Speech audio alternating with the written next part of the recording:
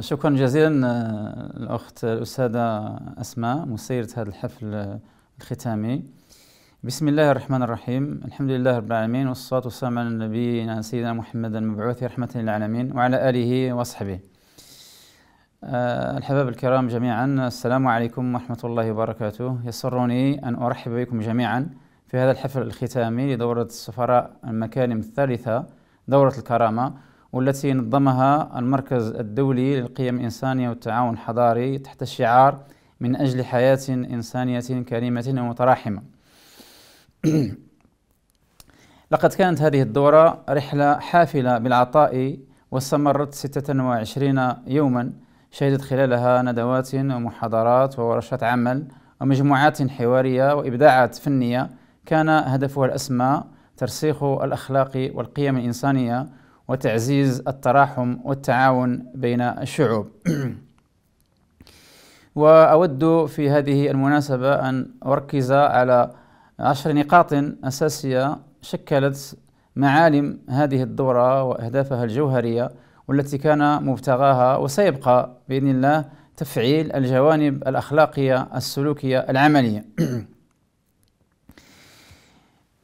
أولا، العمل على ترسيخ قيم الكرامة الإنسانية، وهذا الأمر يجب أن ينعكس في احترام الإنسان وتكريمه وإعلاء أخلاق وقيم العدالة والمساواة والتعامل بإنصاف مع الآخرين، وتجنب أي شكل من أشكال التمييز أو التقليل من شأن أي أحد، والحفاظ والحرص على حق الحياة للإنسان أينما كان، وأن لا يمس هذا الحق بأي حال من الأحوال إلا طبقا لأحكام قانون عادل ومنصف وواضح وملزم للجميع ومتفق حوله ولا لبس فيه.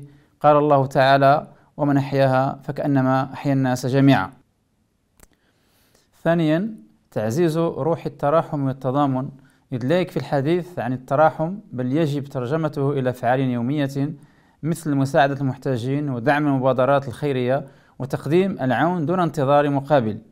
قد قال الله تعالى في القرآن الكريم: وتعاونوا على البر والتقوى ولا تعاونوا على الإثم والعدوان. وكما أيضا جاء في قول الشاعر: صلاح أمرك للأخلاق مرجعه فقوم النفس بالأخلاق تستقيمي.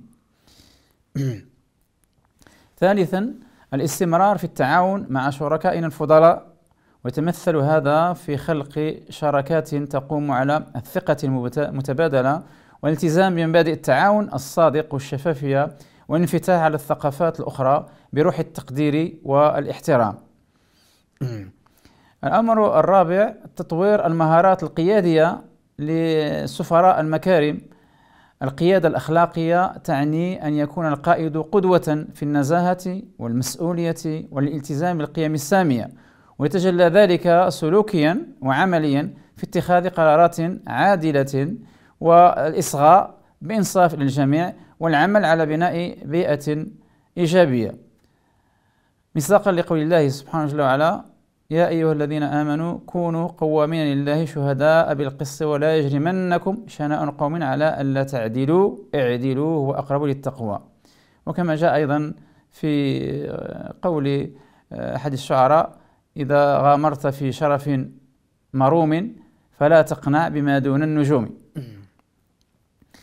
الأمر الخامس أيها الكرام هو تفعيل التعاون الحضاري، ويعتمد ذلك على الاستعداد الدائم للاستماع إلى وجهات النظر المختلفة وتجنب الأحكام المسبقة وممارسة النقد البناء دون تجريح أو إساءة، والاستعداد إلى الانخراط في كل عمل جاد يعود على الإنسانية بالخير والنفع العام، كما سمعنا في التلاوة المباركة قول الله عز وجل: وجعلناكم شعوبا وقبائل تعارفوا إن أكرمكم عند الله أتقاكم.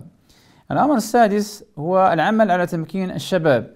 يجب أن يمنح الشباب الثقة والمسؤولية مع تعزيز روح المبادرة لديهم وتشجيعهم على تطوير مهاراتهم، وعمليا يمكن تحقيق ذلك عبر إتاحة فرص التعلم والتدبير والتدريب والإشراك في الإنجاز وتحمل المسؤولية، وتحفيزهم على المشاركة الفعالة والدائمة والمثمرة في الأنشطة المجتمعية.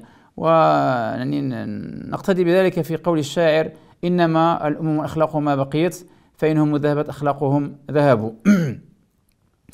الأمر السابع العمل على تعزيز العمل التطوعي والمجتمعي، ويتجلى السلوك العملي في هذا المجال في تخصيص وقت مهم ومنتظم للمشاركة في الأنشطة التطوعية والمساهمة في بناء مجتمعات أقوى عبر التعاون مع الآخرين والعمل من أجل الصالح العام.